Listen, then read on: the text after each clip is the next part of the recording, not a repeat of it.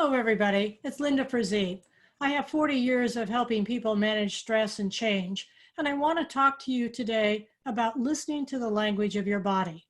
I don't mean body language, that's a whole different subject. It's about listening to that internal voice that lives in your body, in every cell of your body, and really hearing it. So the question is, are you familiar with that voice, and have you been listening to your messages of your body? Well, of course you have. You listen to them all the time. If you're hungry, if you have to go to the bathroom, if you have pain or you're sick, you hear those messages. So some of you are actually ignoring some of those messages, even those simple ones. But I want to talk to you about why listening to that internal voice is so important. Well, first of all, every cell of your body has a language and a communication system with you. And it's so interesting because we're so impressed with all the wonderful ways that our phone can direct us with this internal guidance system to wherever we're going, sometimes even in another country. And yet we don't often listen to the one that's inside of us. So many years ago, well, not many years ago, that's a correction there, 2 years ago, I didn't listen to my own message.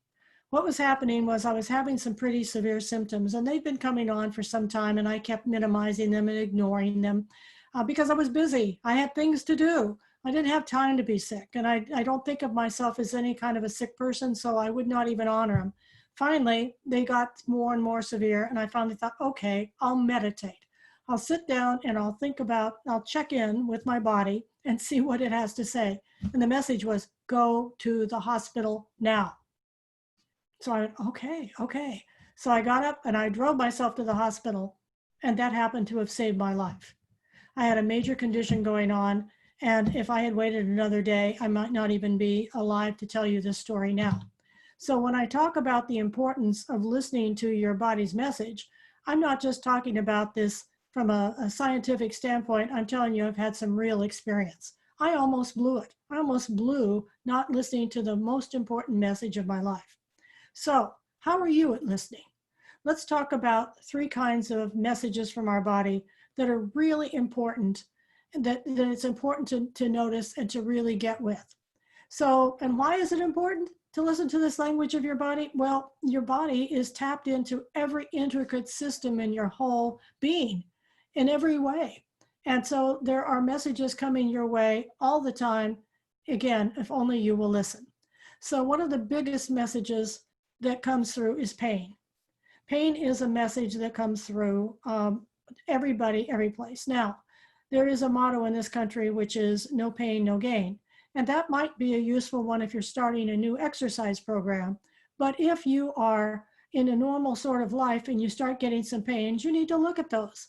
Very seldom is the pain saying, just keep going, keep going. It's usually like, okay, something's going on here, sit back. Now, there's a wide variety of reasons why you could be having pain, but the very first thing is to honor it and say, okay, I hear you. What can I do here? It's like saying, ouch.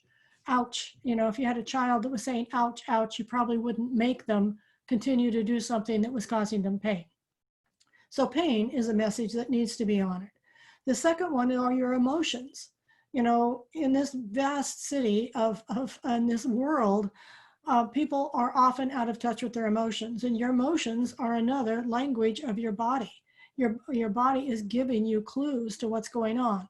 And so, being able to identify your feelings is the first step. Are you sad? Are you mad? Are you afraid?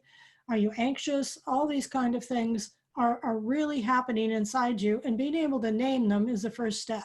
The second thing is to stop long enough to say, okay, what's going on here? Now, you may not even know why, and that's okay. If you're in any kind of a situation where you can be at home or be in a safe place, if you're sad, the best thing to do is cry. Now, I know a lot of you have a hard time crying, and that sounds like a weak thing, but it's really honoring the emotion of your body, because the emotion is coming up, and that is a clue. That's something's going on.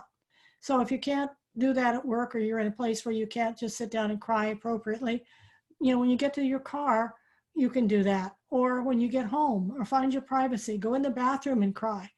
Do whatever you need to do to release that sad energy. Now, there's a lot of anger going on in our country right now. And so if you feel angry, that's another thing that needs to be dealt with. So what you can do, again, if you're in an appropriate place, You can say out loud privately in your car, at home by yourself, say all the things you want to say. You can write an angry letter. Exercise is the best as long as you don't push yourself too much. Running, walking, doing something, swimming, kicking your feet, anything you can do to get that out. Throwing a ball against a wall as hard as you can, like a tennis ball, not to break anything, but just to get it out of your system. You know, all those things are things you can do to get the anger out.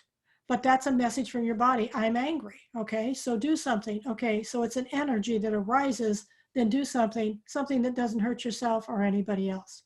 And the last one I want to talk about today is a message that I'm tired. Your body sends that to you often. And unfortunately, a lot of the times what we do is have another cup of coffee or have a Coke or something, a caffeine to keep us going. But in reality, what our body is saying, I am tired. I need some rest. And in America, it is so common for people just to override that message. It's just not even valid that I should stop right now and do nothing. It just doesn't feel right. But it's really an important message. So if you get the message that you're tired, let yourself back off a little bit and rest. Get up if you've been sitting all day and walk around. If you've been running around, sit down. And it's so interesting because, you know, if you did, we give ourselves excuses about, well, you shouldn't be tired. You haven't done enough to be tired, whatever your imagination is of what you should be doing to be tired. So for instance, if you cleaned your garage all on Saturday, you might let yourself be a little more restful on Sunday because you had what you say is a valid reason. But let's say you go to work on Wednesday and you have your normal day, or if you're not working, you're doing your household things or whatever you do on Wednesday. And if that night you're tired, you say, well, you have no reason to be tired. And so you might deny yourself going to bed early. So I would suggest that these 3 messages, being in touch with your emotions, noticing your pain in your body anyplace, and noticing when you're tired are 3 important messages that you could honor. So I have a challenge for you. For the next week, I would say, watch less news, which is stressful and is a major change that's going on all the time. And listen more to your body, your internal messages. When you're tired, back off, sit down, rest, go to bed early. When you're in pain, just sit down and honor that part of you, that body part.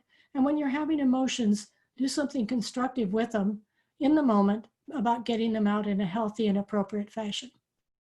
I'm Linda Frazee. I'm an intuitive coach that helps you get in touch with what comes next. My website is lindafrazee.com. Love to have you visit it.